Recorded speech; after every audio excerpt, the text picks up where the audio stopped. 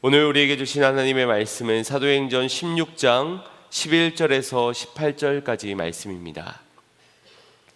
사도행전 16장 11절에서 18절까지 말씀 제가 봉독해 올리겠습니다. 우리가 드로아에서 배로 떠나 사모드라게로 직행하여 이튿날 네아폴리로 가고 거기서 빌립보에 이르니 이는 마게도냐 지방의 첫 성이요 또 로마의 식민지라.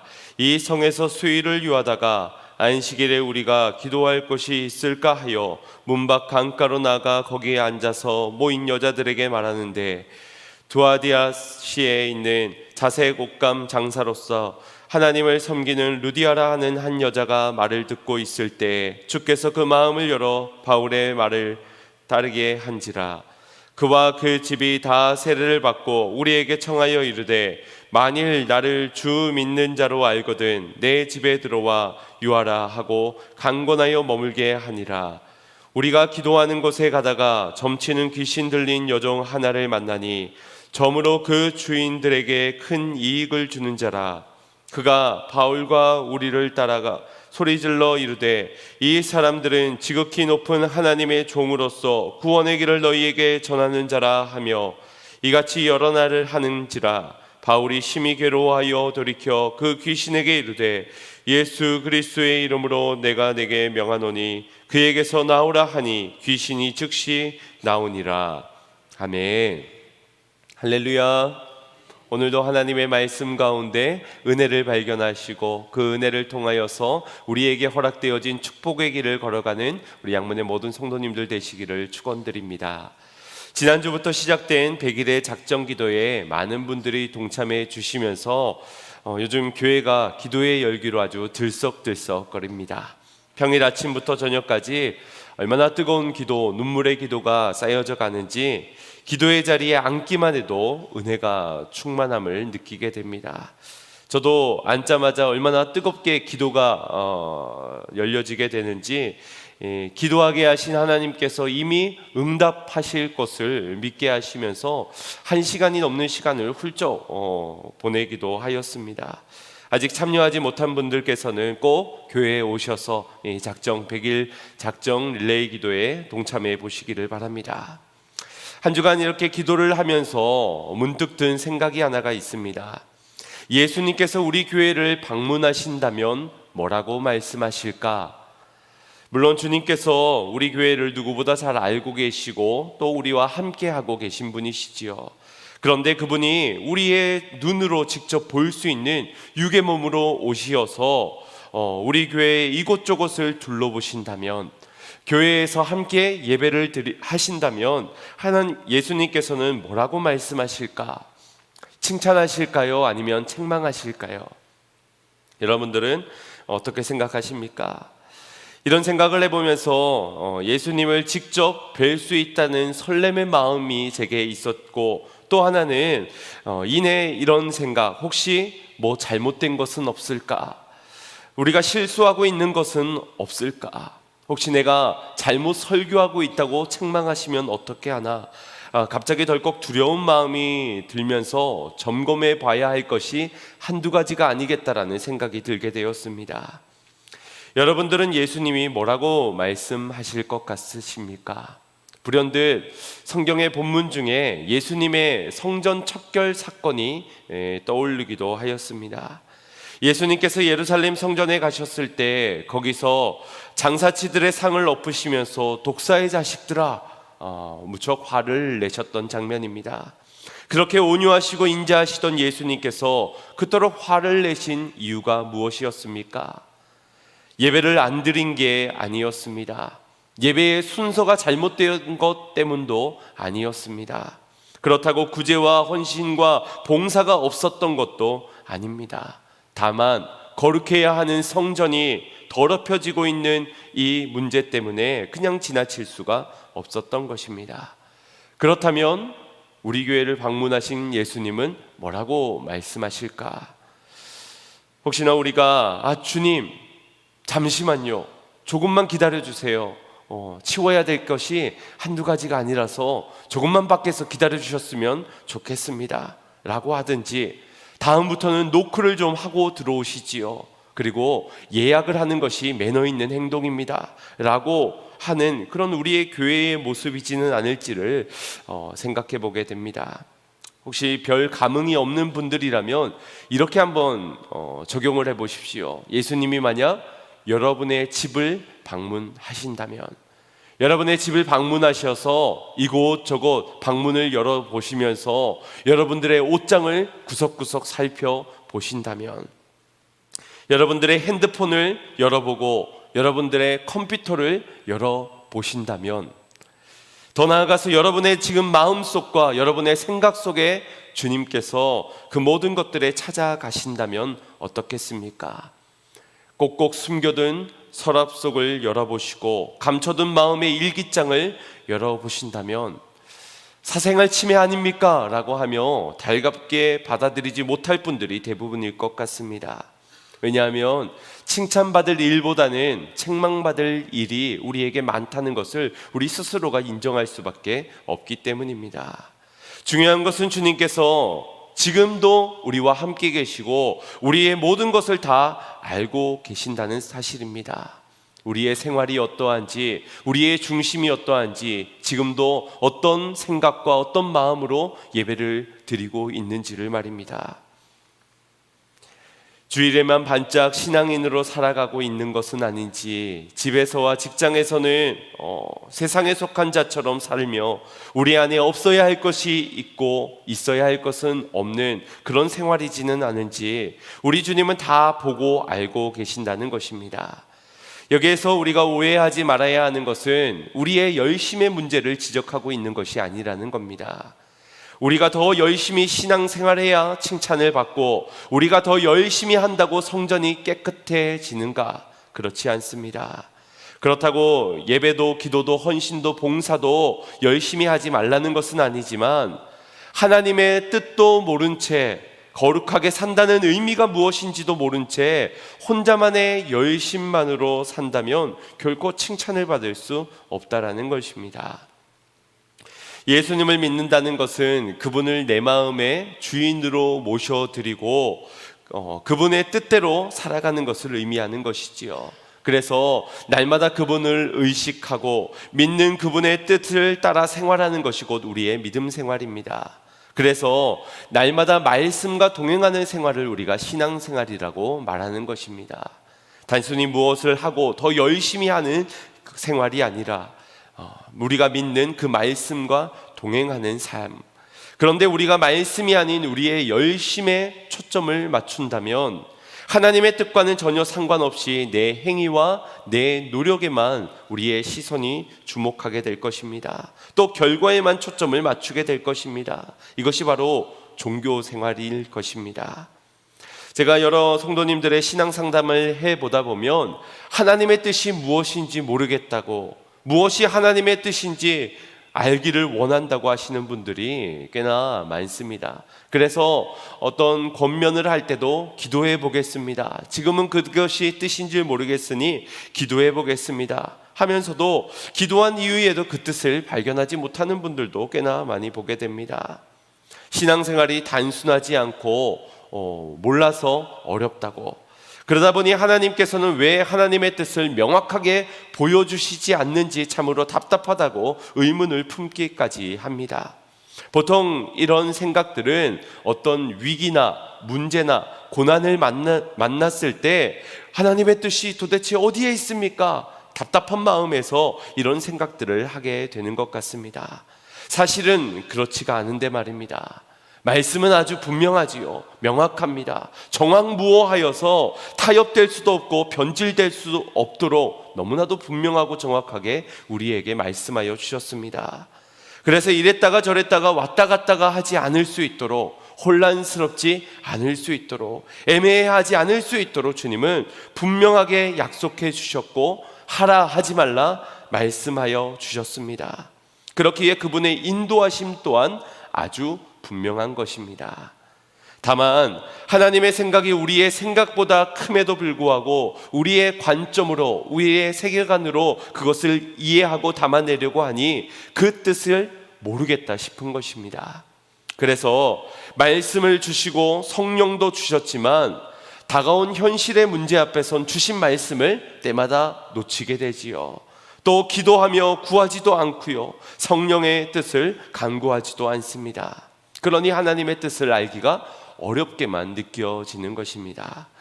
말씀보다 상황을 크게 보고 하나님의 뜻보다 내 뜻이 더 앞서 있으니 그 뜻을 알려주셔도 받아들일 수가 없는 것입니다.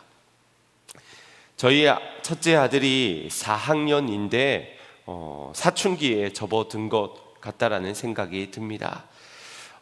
아직은 마냥 어린 아이처럼 그렇게 느껴지는데, 또 어쩔 때는 세상을 다 산 노인네처럼 느껴지기도 합니다.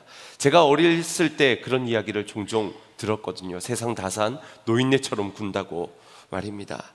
가끔 뭘 시키거나 잔소리를 하면 그것을 굉장히 귀찮아합니다. 그래서 어디서 배운 버릇인지 모르겠는데 네 알겠습니다 라고 이렇게 답변을 하는 겁니다. 야, 저것 좀 해, 저것 좀 해, 그건 하면 안 되지, 네 알겠습니다 라고 아주 주문처럼 그렇게 이야기를 합니다. 둘째가 또 이 소리를 되게 싫어하거든요. 그래서 하지 말라고 했잖아 막 이렇게 화를 내는데도, 그러면도 돌아오는 답변은 네 알겠습니다. 아주 무한 반복처럼 서로 그렇게 치고받고 말다툼을 합니다. 이게 알겠다는 건가요? 모르겠다는 건가요? 말은 알겠다는 거지요. 근데 그 의미를 살펴보면 모르겠다는 것처럼 들려집니다. 분명한 것은 지 마음에 달갑지 않다라는 표현인 것 같습니다. 대답은 해주는데 그건 하기에 아주 싫다라는 것이지요. 그런데 어쩌면 우리가 하나님의 뜻 앞에서 이렇게 반응하고 있는지도 모릅니다. 네 아멘입니다, 네 좋은 말씀입니다 하면서 그렇게 살아가기는 싫다라는 우리의 태도는 아닌지, 말씀을 듣고도 하나님의 뜻을 모르겠다, 왜 이런 일이 일어났는지 기도하지 않으면서 답답하고 억울하면서 내게 뭘 원하는지 모르겠다. 잘 한번 돌아보십시오. 우리가 하나님의 말씀 앞에서 네 하고 있는 것은 아닌지를 말입니다. 빌리 그레엄 목사님이 한 번은 어느 교회에 헌신 예배에 초청을 받아서 그곳에서 말씀을 전하신 적이 있었는데, 그때 설교를 마쳤을 때 한 평신도 리더가 손을 들고 이런 질문을 던졌습니다. 목사님, 질문이 있습니다. 교인들 가운데 자주 술에 취해서 덕을 세우지 못하는 사람이 있습니다. 이런 사람을 어떻게 해야 좋겠습니까? 라고 물은 것입니다. 그때 빌리 그레엄 목사님은 성경에서 술 취하지 말라라고 말씀하셨으니 성경대로 권면해야 하겠지요. 그래서 들으면 좋겠지만 듣지 아니한다면 징계도 때론 필요할 것입니다. 그러나 또한 성경에 성령의 충만함을 받으라라고 말씀을 했으니 성령의 충만함을 받지 못한 사람도 징계를 해야 할 것입니다 라고 말하셨습니다. 하나님의 뜻이 무엇입니까? 하나님이 분명하게 말씀하셨습니다. 술 취하지 말라, 이는 방탕한 것이니 오직 성령의 충만함을 받으라 라고 말입니다. 떨어져 있는 구절이 아니라 한 구절 안에 있는 말씀입니다. 그런데 우리의 마음엔 술 취하지 말라라는 말씀만 가지고선 그것이 하나님의 뜻이라고 앞세우는 겁니다. 그것도 달갑지가 않아서 술 취하지 말라고 했지 마시지 말라고 한 건 아니다라고 항변하기도 하지요. 그런데 술 안 마시는 것이, 술 취하지 않는 것이 우리의 신앙의 목표이겠습니까? 아니라는 겁니다. 결국 하나님의 뜻은 성령의 충만함을 위하여서 술에 취하지 말라라는 것이기에 우리의 신앙의 목표는 성령의 충만함을 받아야 하는 것이 되어야 하는 겁니다. 두려워하지 말라고도 하셨지요. 기뻐하라고도 하셨습니다. 서로의 발을 씻겨주며 사랑하라고도 하셨고 가서 땅끝까지 복음을 전하라고도 하셨습니다. 인도해 주실 때도 실수가 없으신 하나님이 친히 세밀하게 인도를 해 주십니다. 다만 내 마음이 한쪽으로 편향되어 자기중심적인 생각과 판단을 하니 순종할 말씀과 순종 못할 말씀으로 나누게 되는 것이고, 실수가 없으신 하나님의 인도하심에도 불구하고 이건 아닌데 저건 아닌데 저건 저래야 맞는 것인데 저건 저래야 옳은 것인데 라고 불만 불평을 하고 마는 것입니다. 사랑하는 성도 여러분, 하나님의 뜻을 내 뜻, 내 기준, 내 판단으로 맞추려 하지 마십시오. 주님의 뜻을 오해해서는 결코 순종할 수 없고 열매도 맺을 수 없습니다. 주님께서 하나님을 믿으니 곧 나를 믿으라 하셨습니다. 그건 그분의 말씀을 믿고 그분의 길을 믿고 그분의 여기신 성령님께서 인도하심을 믿고 따르라는 말씀입니다. 이것이 하나님의 뜻입니다. 그런데 우리가 원하는 길은 어떤 길입니까? 결코 좁은 길은 아닌 것 같습니다. 좁은 길을 말씀해 주셨고 세상 사람들은 넓은 길로 가려 하지만 너희는 나를 따라 이 좁은 길을 걸어오라라고 말씀하셨습니다. 그런데 이 뜻은 외면하면서 다른 뜻을 찾으려 한다면 오해할 수밖에 없지 않겠습니까? 말씀해 줘도 그것이 하나님의 뜻인지를 알기 어려울 수밖에 없는 겁니다. 주님은 다른 길, 다른 뜻을 말씀해 주시지 않았습니다.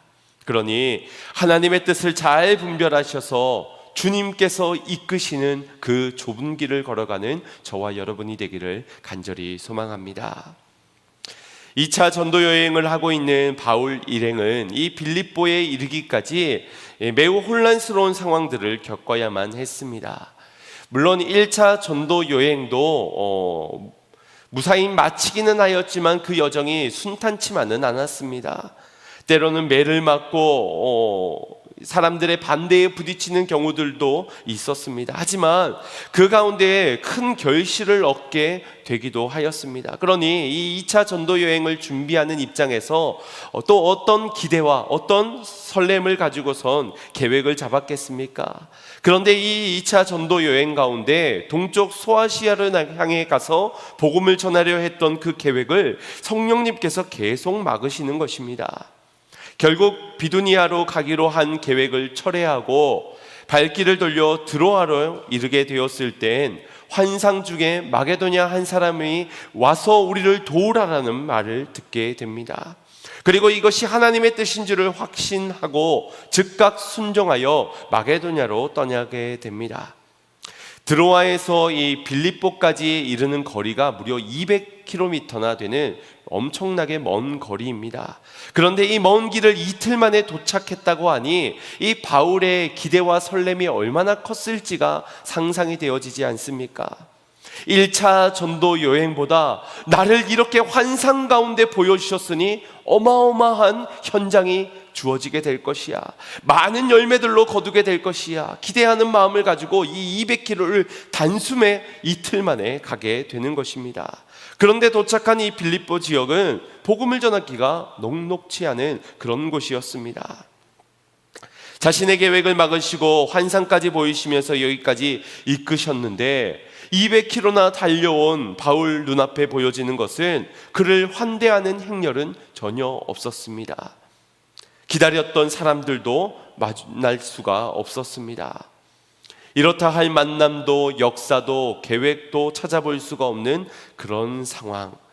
MBTI의 J 성향이 강하신 이 계획하는 것이 강한 그런 성향의 분들이라면 이때 바울의 마음이 얼마나 어려웠을지를 매우 잘 아실 것 같습니다.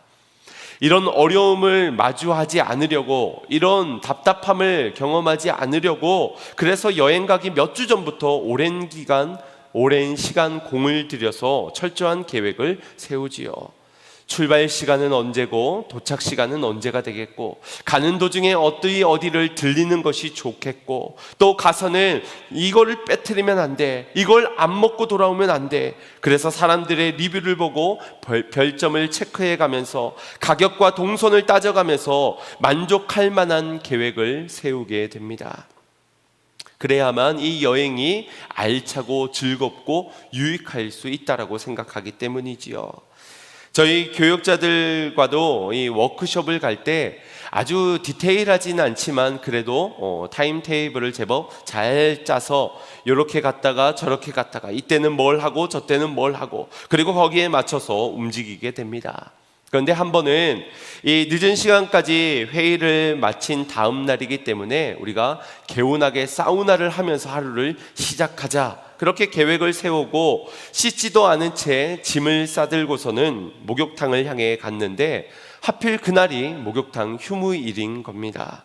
부랴부랴 핸드폰으로 4명의 핸드폰을 켜서 다른 곳을 검색을 해서 갔더니 거기는 또 폐업을 한 목욕탕인 겁니다. 그렇게 가평에 있는 사우나를 죄다 뒤져보면서 전화해보면서 했지만 결국 아무 목욕탕에도 갈 수가 없었습니다. 꾀질꾀질한 모습으로 하루를 보낼 수밖에 없었습니다. 그런데 놀랍게도 지지난 워크숍엔 저쪽 강화도를 가게 되었는데 그 강화도에서도 둘째 날 찌뿌둥한 몸을 이제 씻으면서 시작하자고 야외 해수탕에 가기로 하였습니다. 30분이라는 거리를 갔는데 또 휴무일인 겁니다. 그래서 이쯤 되니 이건 우리를 씻지 말라 하시는 하나님의 사인이 아니실까라고 생각이 되어질 정도였습니다. 농담처럼 드린 말씀이지만 설마 하나님이 저희를 정말 씻지 말라라고 그렇게 가는 곳마다 문을 닫으시는 것은 아닐 겁니다. 그런데 우리는 보통 어떤 문제나 사건 앞에서 대부분 이런 생각을 한다는 것이지요. 상황과 환경을 통해서 이게 하나님의 뜻이구나, 저렇게 하는 것이 하나님의 뜻이겠구나, 쉽게 단정을 내립니다. 왜일까요? 그래야 내 마음이 편하기 때문이고, 또 한 가지는 그렇게 하나님의 뜻을 빨리 알아들여야 하나님이 이 문제를 빨리 해결해 줄 수 있을 것처럼 여겨지기 때문입니다.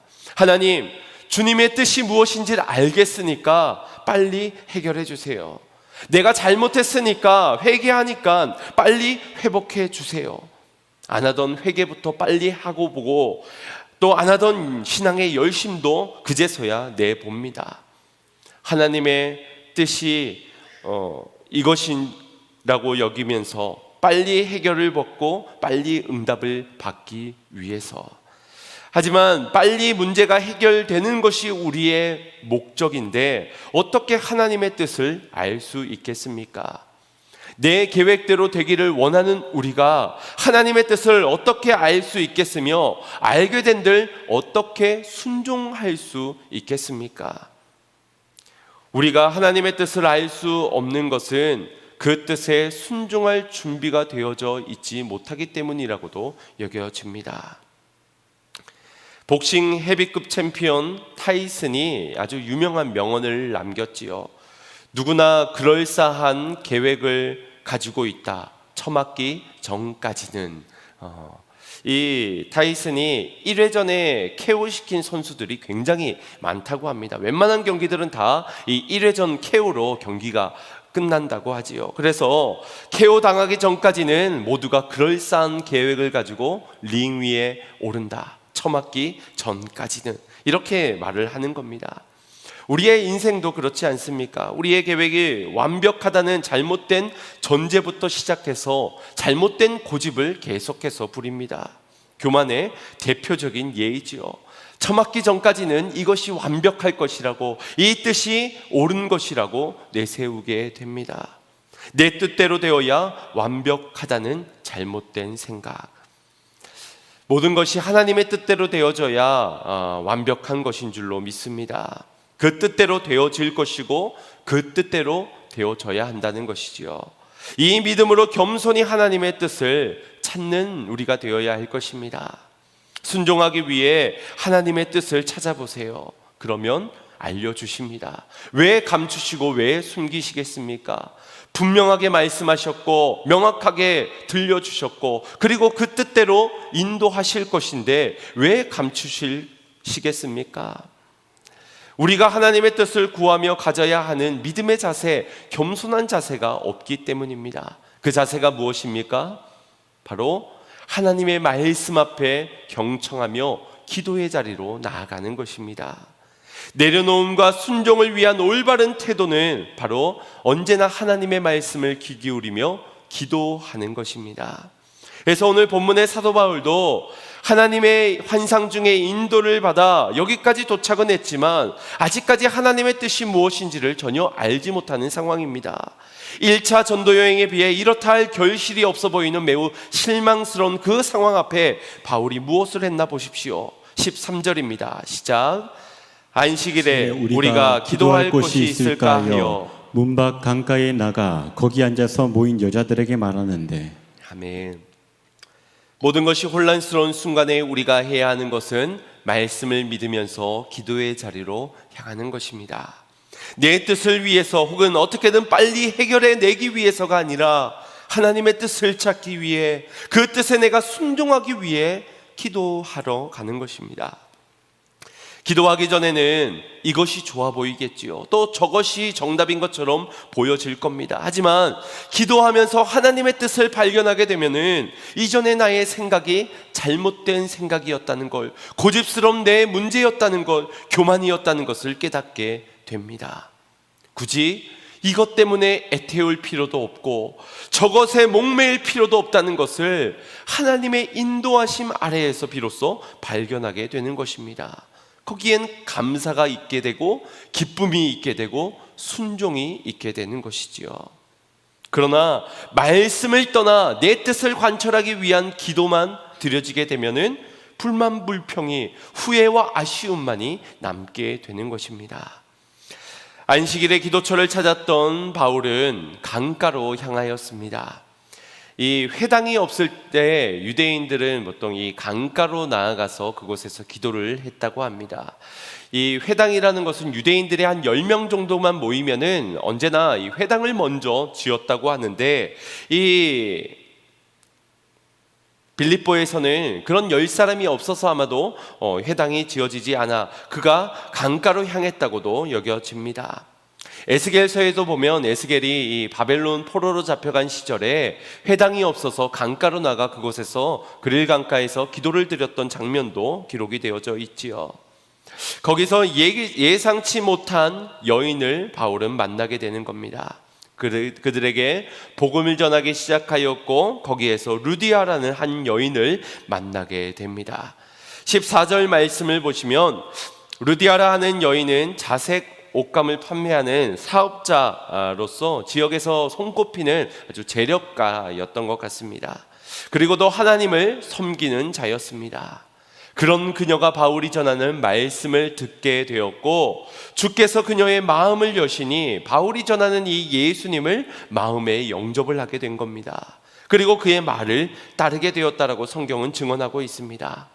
바울이 전하는 말이 곧 하나님의 말씀 예수 그리스도였을 것이고 주님의 뜻이니 그녀가 따르는 것은 바울의 뜻, 다 바울의 말이 아니라 곧 주님의 뜻, 주님의 말씀을 따르는 것이 되었다는 것입니다. 이것을 누가 하신 것입니까?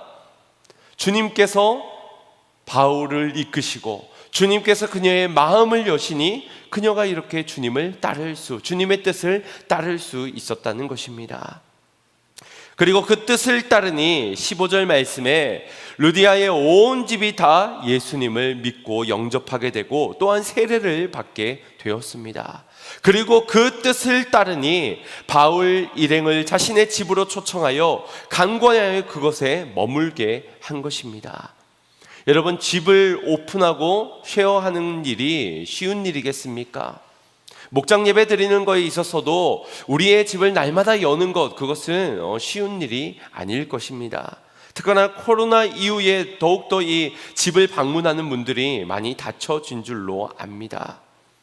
여러분, 이 여인 이제 갓 만났던 처음 초면인 4명의 일행들입니다. 그것도 남자들. 그런데 그들을 자신의 집에 모셔서 머무르게 하는 일, 결코 쉬운 일이 아니라는 겁니다.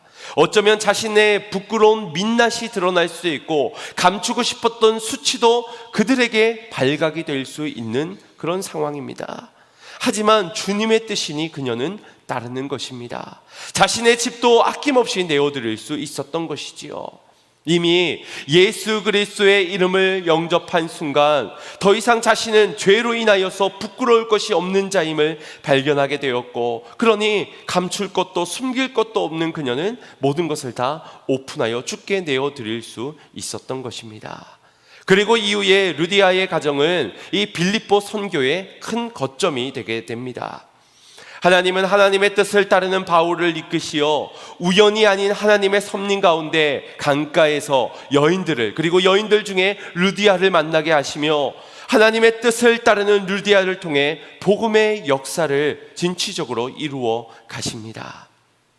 오늘 기도로 작정하시는 여러분들을 통하여서도 하나님의 뜻을 발견하고 그 뜻의 성취가 이루어지게 될 줄로 믿습니다. 말씀을 붙잡고 기도하는 자리로 향하십시오. 그곳에서 겸손히 하나님의 뜻을 구하며 그 뜻을 따르는 바울과 같은, 루디아와 같은 여러분들 되시기를 축복합니다. 물론 기도에 하는 그 자리까지 나아가는 것이 너무나도 힘겨울 것입니다. 상황도 환경도 녹록지 않을 줄 압니다. 사단이 얼마나 방해를 하겠습니까? 기도하면 그 뜻을 깨닫는데, 기도하면 그 뜻이 성취되게 되고 응답되게 되는데, 역사가 일어나게 되는데 왜 안 그렇겠습니까? 어떻게든 방해를 할 것입니다. 바울의 모습을 보십시오. 16절에 바울이 또 기도를 향하여 나아갈 때에 점치는 귀신 들린 여종 하나를 만나게 됩니다. 귀신 들린 그녀를 통해 그녀를 소유한 여러 주인들이 돈을 벌었던 것 같습니다. 그런데 17절에 보시면 이 여종이 바울을 여러 달 따라다니면서 지극히 높은 하나님의 종으로서 구원의 길을 전하는 자로다라고 외치는 것입니다. 여기에서 틀린 말이 무엇이 있습니까? 바울 일행이 누구인지, 그리고 그들이 어떤 사역을 감당하는 것인지 정확하게 짚어낸 외침이었습니다. 하지만 바울을 이를 괴롭게 여겼다고 18절 말씀에 말씀하고 있지요. 아무리 내용이 참이어도 방식이 옳지 못하면 안 되듯이 귀신이 들린 그녀의 선포는 복음을 방해하는 요소가 되었습니다. 아주 악마적인 행동이었다는 것입니다. 왜냐? 무엇보다도 복음 전파는 누가 하는 것입니까? 내가 하는 것이 아니라 우리 안에 계신 성령께서 그것을 뜻하시고 만날 자를 만나게 하시며 그의 마음 문을 열게 하시며 영접게 하시며 구원케 하시는 모든 복음의 사역은 성령께서 하시는 것입니다. 사람이 하는 것도 악한 영이 하는 것도 아니라는 것입니다. 전하는 이도 듣는 이도 이끄시어 마음을 열게 하시는 이도 성령께서 하셔야 하는 일입니다. 그러니 성령에 충만한 바울은 괴로울 수밖에 없는 겁니다. 주님이 하셔야 하는 이 사역을 지금 사단, 그 악한 영이 하고 있다니, 복음이 방해를 받고 성령과 부딪히는 이것을 괴로워했던 것입니다. 지난주의 말씀처럼 우리 안에 죄악을 그냥 둘 수 없는 것, 이 죄악으로 인해서 성령이 거두어지는 그 괴로움을 피하기 위해서 우리가 애써 죄를 끊고 주님께로 나아갔던 것처럼, 우리가 괴로워야 하는 현장은 내 계획대로 되어지지 않아서 괴로운 것이 아니라, 우리의 상황에 문제가 놓여져서 괴로운 것이 아니라, 복음이 방해받는 그 현실 앞에, 영혼이 죽어가는 그 현실 앞에, 나의 자녀가 은혜를 모르고 세상에 방탕한 것을 쫓아가고 있는 이 현실을 보면서, 성령과 부딪히는 그 죄악을 보면서 우리가 괴로워할 수 있어야 한다는 것입니다. 그래서 바울은 예수 그리스도의 이름으로 여종에게서 귀신을 내쫓게 됩니다. 하지만 그로 인해서 감옥에 갇히게 되기도 하였지요. 여러분, 무엇이 문제입니까? 바울에게서 지금 뭐가 잘못된 것입니까? 잘못된 것이 없습니다. 문제도 없고 잘못도 없습니다. 하나님의 인도하시는 길을 단순히 평탄하냐 아니냐로 판단해서는 안 됩니다. 우리는 지금 감옥에 갇히게 되었으니 뭔가 문제가 되었을 것이다. 뭐가 잘못이 되었습니까? 뭘 회개해야 되겠습니까? 회개부터 하고 볼 수 있겠지만 이 길도 주님께서 이끄시는 길이라는 사실입니다. 우리가 가야 하는 하나님의 길은 넓은 길이 아니라 좁은 길이요. 그래서 고통이 따를 수 있지만 그래도 거기가 생명이 있는 영생의 길, 은혜가 있는 길, 진리의 길인 것입니다. 주님의 뜻이 있는 이 길을 우리는 어떻게 알 수 있습니까? 오늘 본문을 통해서 우리는 그 자리, 말씀을 붙잡고 나아간 기도의 자리라는 것을 똑똑하게 말씀해 주십니다. 25절에 감옥에 갇혀진 바울과 실라가 거기서도 어떻게 행동했는지를 이렇게 말씀하고 있지요. 합독해 보겠습니다. 시작. 한밤중에 바울과 실라가 기도하고 하나님을 찬양하며 죄수들이 듣더라. 아멘. 감옥에 갇혀 억울하고 답답하고 속상할 수 있는 바울과 실라가 거기서도 지금 기도하고 하나님께 찬송을 올려드리고 있습니다. 옥문이 열려줄 줄 알고 기도한 것입니까? 쇠사슬이 풀려질 것을 믿으면서 기도한 것입니까? 아닙니다. 아닙니다. 그건 열려도 좋고 안 열려도 좋습니다. 하나님의 뜻이라면 열리겠고 하나님의 뜻이 아니라면 안 열리겠지요. 풀리고 안 풀리고 열리고 안 열리고 그것이 무슨 의미가 있겠습니까? 하나님의 뜻이 의미가 있는 것입니다. 하나님이 함께 하시면 감옥일지라도 거기가 천국이 되는 것이고 거기가 찬양할 수 있는 예배의 자리가 되는 것이지요. 부족함이 없는 것입니다. 하나님의 뜻을 상황과 환경으로 의심하지 마십시오. 불안해하지도 마십시오. 다만 하나님을 믿으며 기도와 간구로 찬송하며 순종하는 성도님들이 되시기를 간절히 소망합니다. 무서워 떠는 간수에게 바울이 열려진 옥문으로 도망치지 않고 그에게 전하였지요. 주 예수를 믿으라. 그리하면 너와 내 집이 구원을 얻으리라. 다만 믿기만 하라. 다만 믿기만 하라. 주님의 뜻이 무엇인지 그 길이 보이지 않을지라도 다만 예수님만 믿으시기 바랍니다. 말씀만 믿고 기도하는 자를 주님께서는 반드시 이끌어 주실 줄로 믿습니다. 주님이 우리를 구원해 주시는데 무엇이 문제가 되겠습니까? 세계 선교의 중심이 되는 빌립보 교회의 시작이 상상하지도 못한, 계획지도 못했던 그 일로 인해서 기도하기 위해서는 향하였던 그 길에서 여인들과 만나게 하시고 그 중에서 르디아를 만나게 하실 줄 누가 알았겠습니까? 그녀가 자신의 집을 오픈하여 거기가 거점이 되어 빌립보 교회가 세워질 줄 누가 상상이나 했겠습니까?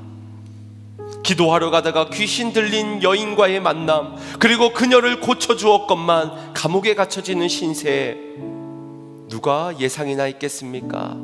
그런데 거기서 간수의 가정이 온 가족이 구원함을 입고 그 로마 군병들을 통하여서 로마의 복음이 먼저 들어가게 되는 밑거름이 될지 누가 상상이나 했겠습니까?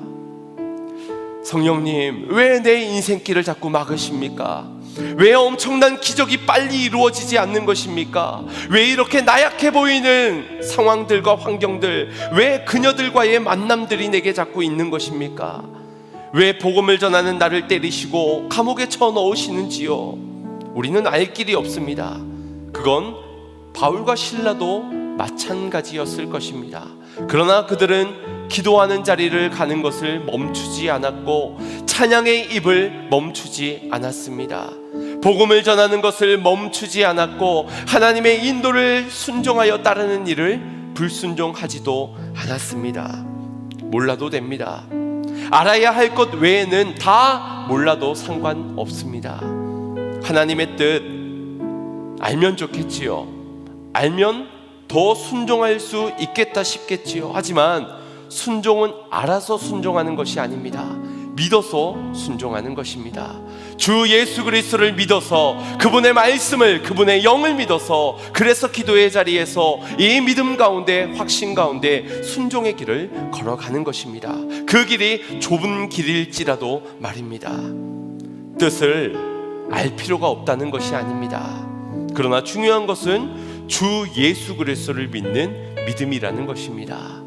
어떤 말씀을 하시든지 어떤 길로 인도하시든지 그 좁은 길에서 순종할 수 있는 믿음, 이 믿음이 저와 여러분에게 있기를 주님의 이름으로 축복합니다. 문제를 빨리 풀어낼 신앙의 공식 원하십니까?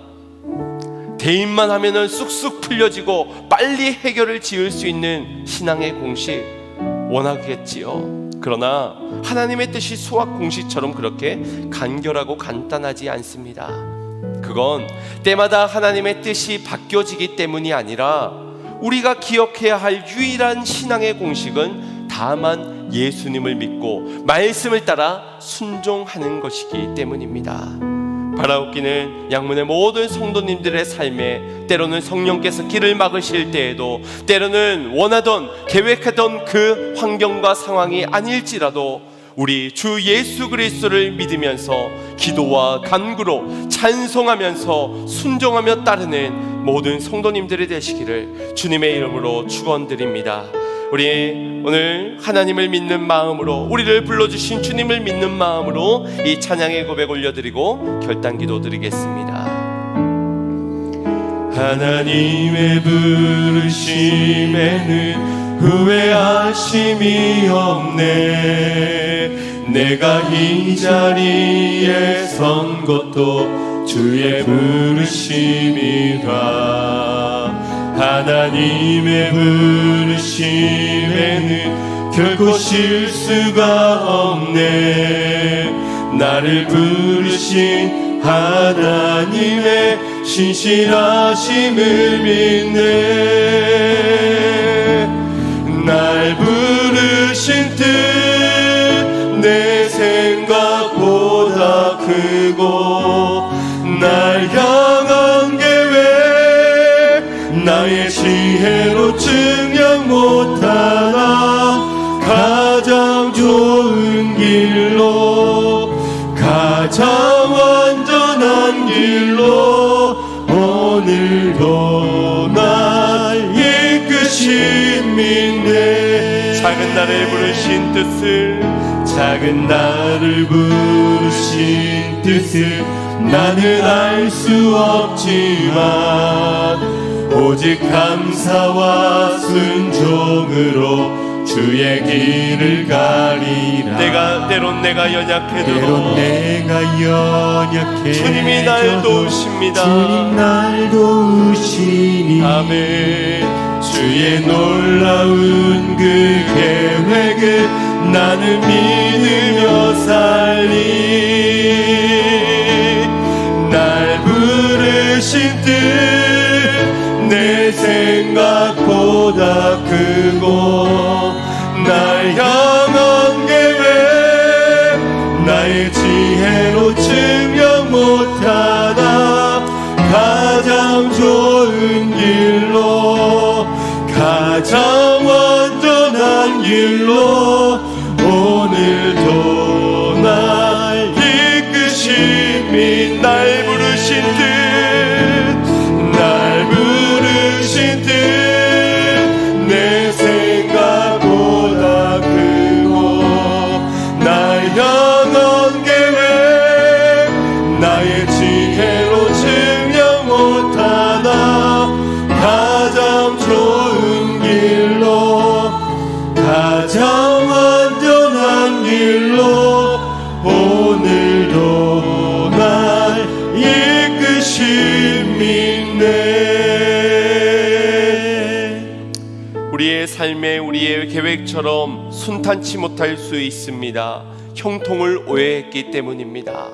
하나님의 인도하시는 그 길을 오해했기 때문이고, 하나님의 뜻을 오해했기 때문입니다. 주님의 길은 좁은 길이요 그러나 영생에 있는 길입니다. 그 길에는 때로는 막혀지는 방해의 공작들도 있겠지만, 그러나 거기에선 생명이 있고 거기에 하나님의 기쁨이 있다는 사실을 우리는 믿는 자들이 되어야 할 줄로 믿습니다. 오늘 날 불러주심을 믿는 가운데 예수 그리스도만을 믿는 자 되어 말씀을 따르고 주님의 그 길을 따르는 순종의 삶이 되게 하여 주시옵소서. 날마다 기도 기도의 자리에서 하나님의 뜻을 구하는 가운데 때론 그 뜻을 모를지라도 하나님을 믿으니 주여 주님과 동행하여 복음을 전하는 삶으로, 찬양하는 삶으로, 날마다 말씀 앞에 순복하는 삶으로 살아가는 나의 인생길에 되게 하여 주시옵소서. 우리 주님을 믿는 마음으로 주여 한번 부르짖고 합심하여 기도합시다. 주여, 아버지 하나님 은혜와